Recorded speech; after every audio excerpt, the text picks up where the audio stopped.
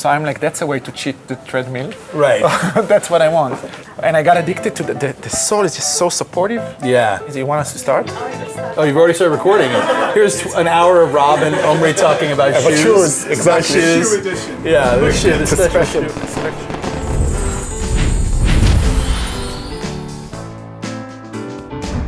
Hello everybody. We're celebrating Agoda's 20th birthday, and there's no better person that I can think about to celebrate this event than this fine gentleman here, Rob Rosenstein, Agoda's co-founder, a CEO until 2018 and current chairman.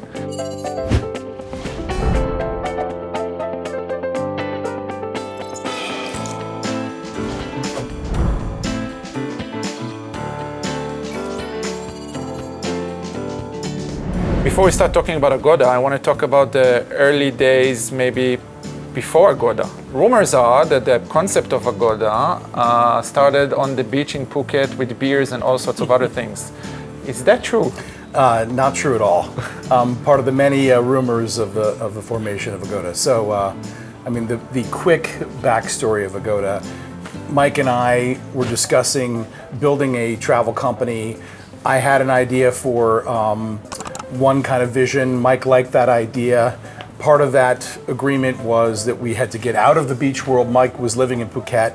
In order to do what we wanted to do, both agreed that it had to be a major city business where we could attract talent. We moved up to Bangkok. We worked for a couple of years to solve a very specific problem, which was to try and build a brand for Asian customers.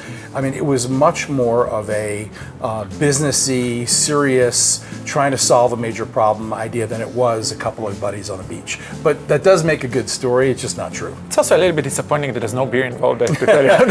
There has to be some beer involved. There's definitely drinking involved, but that was really probably just to get through the stress of starting a founding company. So another question many people are asking, but asking me all the time and I don't have good answers, is how is the name Agoda, how did it come to life and what does Agoda mean? So it actually doesn't mean anything. Again, one of the great things about this company is the way that we organize ourselves to solve problems. And we wanted to build a brand in Asia. It was a difficult thing to do. We didn't know how to do it. So we did some reading about ways to come up with names. We needed something that could be trademarked. We needed to acquire domains for internet. It was a serious business problem to come up with a name for the company. So we formed a process. We built a team to work the idea every week. We came up with thousands of names. We researched them. We spread them across a network of people to get feedback. It was a very businessy-like process. And it took us about 12 meetings before one of the original employees at the time, Wilfred, contributed the word Agoda.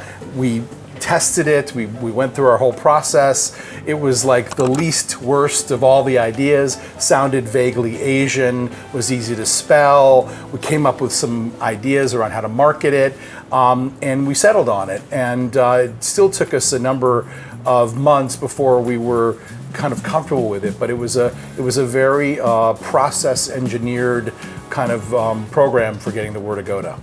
Oh, I didn't know Wilfred was the person. Yeah, coming. Wilfred's fan. That's news to me. Yeah. I always learn things when I talk to you. There you go. So we started very small, I assume a few dozens of people, but it grew to hundreds and then to a leading travel player in APAC. So tell us a little bit about its journey, about the changes. When you're a very small company, I think the big thing is you don't have a lot of options. You have to take trade-offs and make sacrifices. You get what you get. Today, Agoda goes out and gets 50,000 resumes and picks the most incredible people from all around the world. When you're starting a business, you have to be much more active in recruiting people and convince them to come work for your small startup. And they look at you, and you might even remember these days, Omri, when we bought your company, there's a lot more salesmanship that goes into it. You don't get the luxury of sitting in your office and waiting for people to come to you, banging on your door to get a job. You have to be deliberate about going out and attracting talent into the business. So that's one of the big differences as you get from small to big. The other thing is just the sort of ability to perpetually change the business. Where you are in month 3 is not where you're going to be in month 12 of the year. You're going to change. People are going to come and go. So I think, the big thing is understanding that there's just going to be the pace of change is going to be really dramatic in the earlier stages of the business. So that's probably the biggest thing that I would say. Of course, there's many others. Throughout this process, what would you say was your toughest moment? Whew, wow. So I'm sure there were a lot. There have been a lot of difficult moments when you are dealing with competition. When you find a competitor or a situation that you can't solve, within a year, that's when things are really tough. One of the toughest periods for us, I think, after QE, which was quantitative easing after the great financial crisis, 2008, as governments started to pump money into the system and valuations and travel started to explode, and companies in Asia became very exciting and hot, and venture money was flowing into the travel business. That was a very difficult period because even though the business was going well and people were traveling, we faced competitors that could just spend huge sums of money at a loss. And we were just flummoxes. What do you do when your competitor can sell a $100 product and lose $10 on every purchase, and also at the same time fund massive marketing campaigns? For me, was the toughest thing to really deal with. You're going to have to innovate. You're going to have to execute really well, and you're probably also going to take a beating. During that period, you're also going to have to recognize that you're going to get hurt. As long as somebody can outspend you, out-discount you, and they don't need to make money like you do, you're going to take some pain. So the question is, be patient, mitigate the pain. Those were difficult years that we had to adapt through. I guess throughout those times, some of them were good, some of them were bad. You look at a company and you understand that you're getting to areas where a big change is needed, because I assume you iterate all the time. I wonder, are there areas that you felt a big change is needed? And what are those throughout our growth?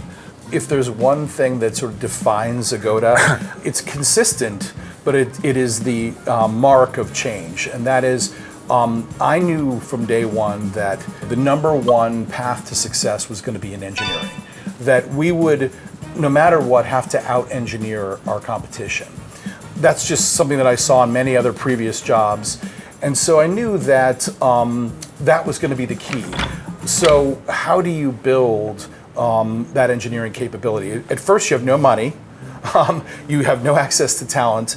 And so over time, it becomes very difficult. You build your team, but then you need to upgrade that team, and you need to improve that team. And sometimes that means getting a new senior leader, or sometimes it means reorganizing the structure. And so the big changes that I think over time for the company have come as we've tried to reinvest money in better and better technology and engineering. What we did differently than everybody else is we funneled every dollar we could at every chance we got into engineering talent.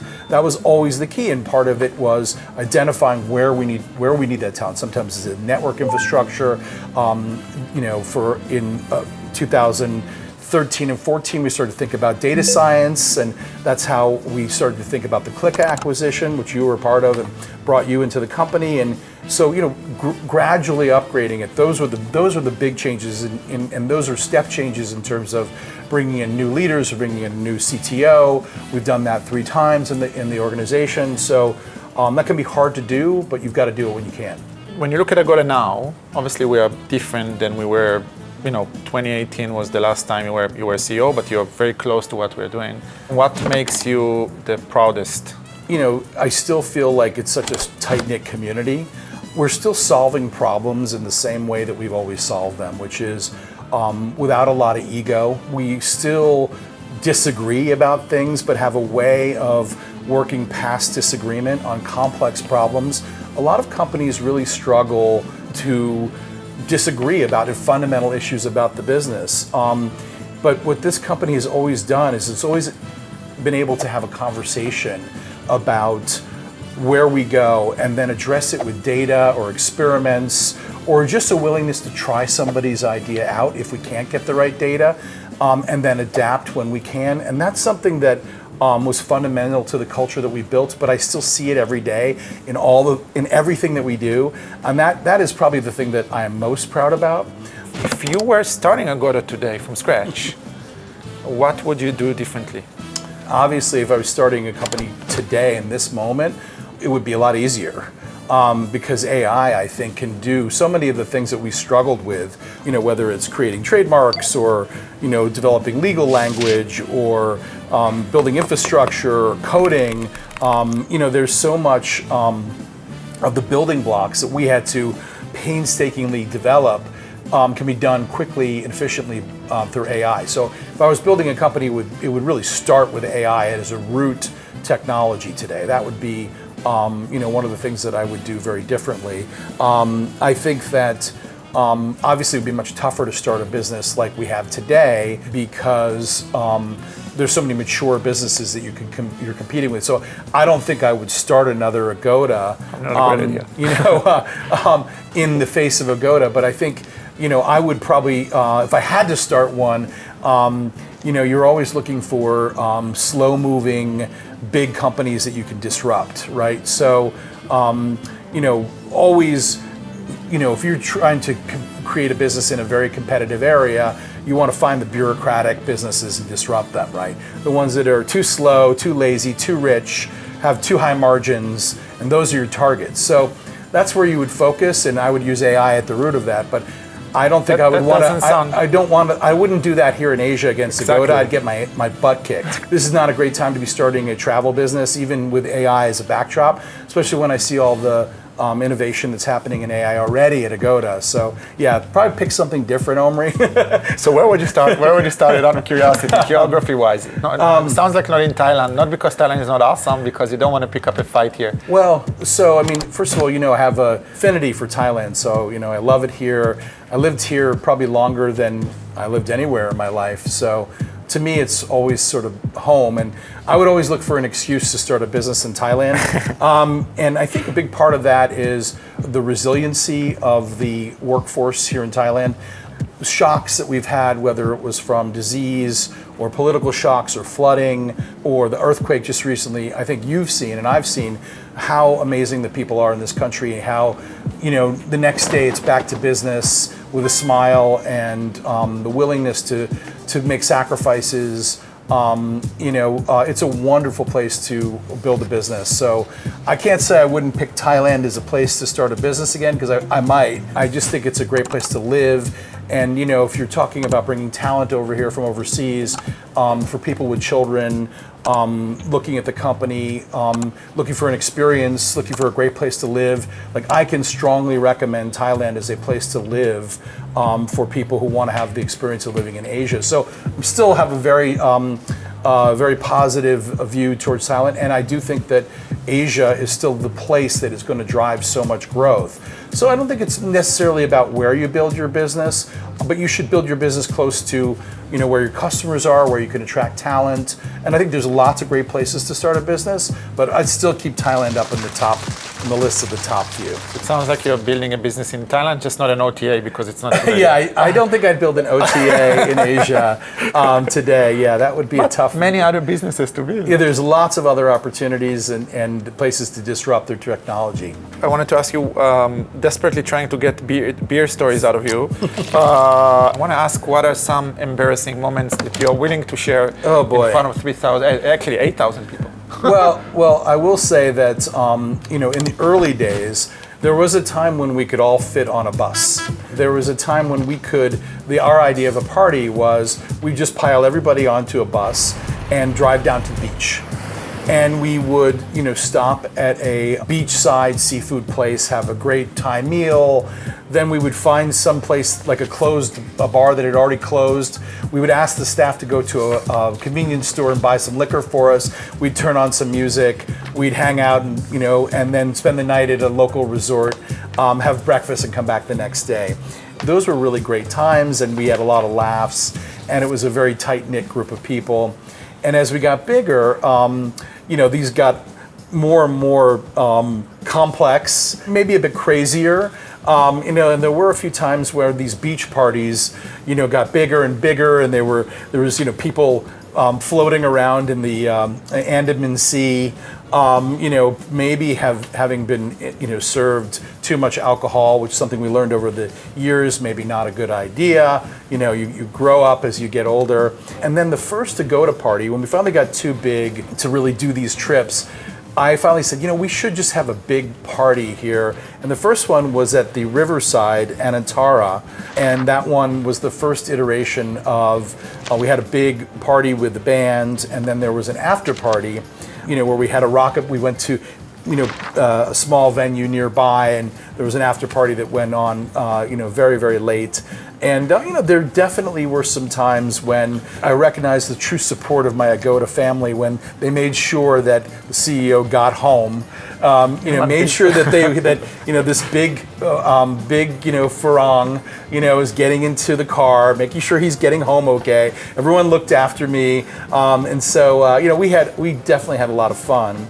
And over time, every year we try to raise the bar. And everything we do in Agoda is about raising the bar every year. So every year the Agoda party would get bigger and more exciting and more interesting. So it's an iterative process, Omri, and I look forward to seeing how fun it will be on our 20th birthday.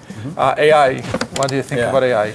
I think that it is a truly transformational, step forward in terms of technology. When the internet came out, we were all using it pretty quickly. And that was before internet businesses were built, and there was just access to databases that had college databases and information databases. Well, AI, I'm using it all the time. I don't really even search on Google anymore. I'm pretty much only search on Gemini or ChatGPT because I can upload photos, I can get better results. So if you imagine how much work and billions of dollars have gone into Google algorithms, and all of a sudden people are getting better results from another product that just popped up overnight, and all the data that Google collected and maps and everything else, it's pretty staggering. So that's just scratching the surface of what AI can do. I'm completely transformed in terms of the fact that everything we're doing is going to involve AI. Now, eventually, I think, AI blends into sort of very similar structures, whether it's just, search or, chat agents that we communicate with. But yeah, it will change the way that we live our lives. It's going to make things a lot better for consumers. It's going to be very disruptive for many businesses and many industries. But for travel, it promises to be a pretty exciting time for AI. So I'm very excited about it. I think that there might be some, struggles that we face over the next. I am very concerned about the potential for disruption in terms of, different kinds of jobs that will be disrupted. So, I encourage everybody to sort of learn as much as you can about AI, use it in everything that you're doing. Think about how it transforms your job, your role, your free time, the way you organize your travel. You really need to be all over it. It's a big thing, and I'm pretty excited about it. And I super agree that the most important thing when a disruptive technology emerges is, A, don't be afraid. Yeah. You hear a lot of people that are afraid, or what will it do to humanity? I think don't be afraid. And two, engage. Yeah. As much as you can force yourself to engage, because this is how you innovate, this is how you lead, right? Yeah. All right, last message for people at Agoda. Just keep doing what you're doing. My biggest thing is to keep that culture going and recognize what it is that makes us special, which is our willingness to disagree, to debate, to use data to answer questions. Keep it going, keep the culture going, keep the community going, and there's a great pathway forward for Agoda, and I have tremendous thanks to you, Omri, and for taking up this great challenge. It's not easy to do what you do because I did it for many years, and to all the people at the company that I care about, I can't thank you enough for keeping this going for all of us, and I hope we can celebrate the 40th year. Thank you so much, Mr. Robert Rosenstein, for coming over. And thank you, Omri, and thanks. Always our best friend. Thanks to all the Agoda people. Thank you. Thank you so much.